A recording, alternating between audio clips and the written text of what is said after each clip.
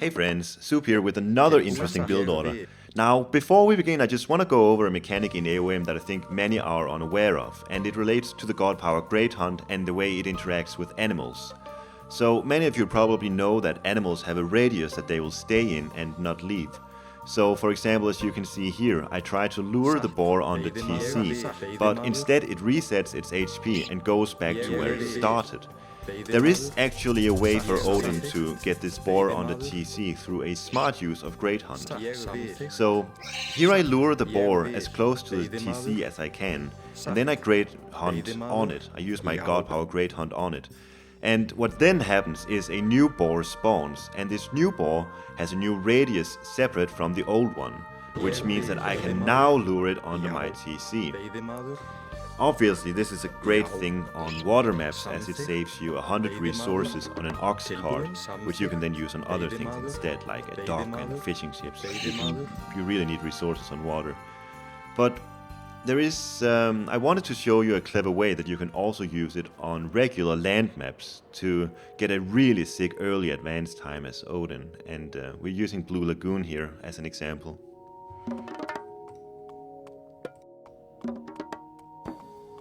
So we start off just putting 2 villagers onto gold with the initial ox cart. And you notice we have giraffes here instead of boars, and their mechanic is slightly different in that giraffes are scared, they don't attack, so you have to use your offstock like this. But you notice what happened here is I got the animals as close to my town center as I could, and I then used Great Hunt so that these 2 new giraffes that spawned are really close to my initial town center. And when these giraffes are nearby my town center, I just make sure to use my arrows from my town center to take down these giraffes. And right now I've got 3 giraffes right next to my town center, which means I don't need an ox cart for food at all. And you also notice I put a villager onto a straggler tree just there in the beginning. He took 2 rounds of the straggler tree, so that is 20 wood that he gathered from there. But from now on, we just care about food and gold. And you notice by this point, we already have 2 dwarves here, and before long, I'm going to swap my first 2 villagers I had that I put onto gold. I'm going to swap them over to giraffes, because we need a lot of food early to get a really quick advance time. And we only aim to get 3 dwarves by the end of Archaic Age. So, I mean, right now we're just auto-queuing villagers onto the giraffes. And the Olfsark, he built a house, and then he just went mid, and now he's building a temple. Here is the swap I was talking about, and you can see now there is, how many is it? 7 villagers onto food, with barely any walking time. The giraffes, like I said, they're right next to the town center. There's about to be 8 now. And when I have the gold for it here, I build that 3rd dwarf, and hopefully when this dwarf stops, or when this dwarf is finished and produced, I will have enough food to advance for Classical Age. Already now, you'll notice here, I take 4 villagers from the giraffes and put them over to wood, and that gives me enough food to advance through Heimdall.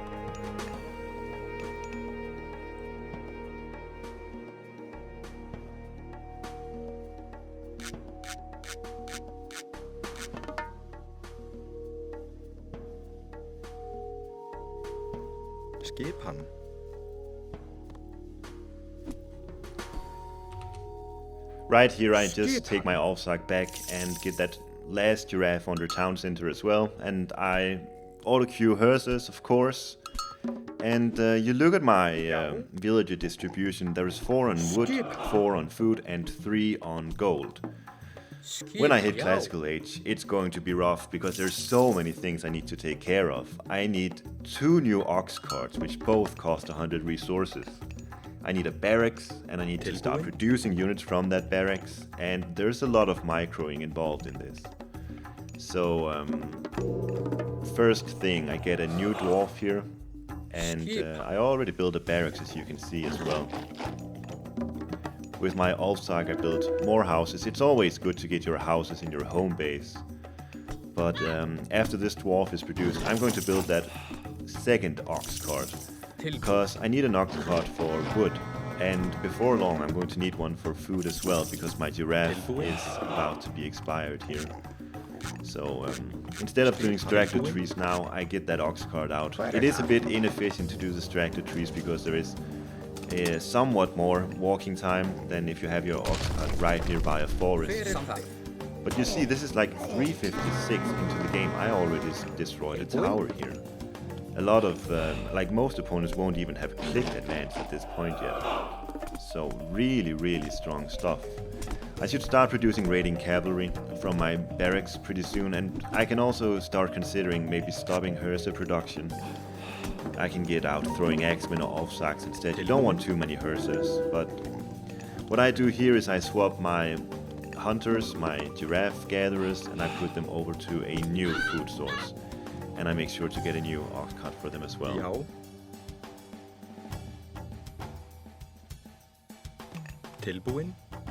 But that's about it. I thank you for watching this video, and I wish you good luck in trying to recreate this build order. See you!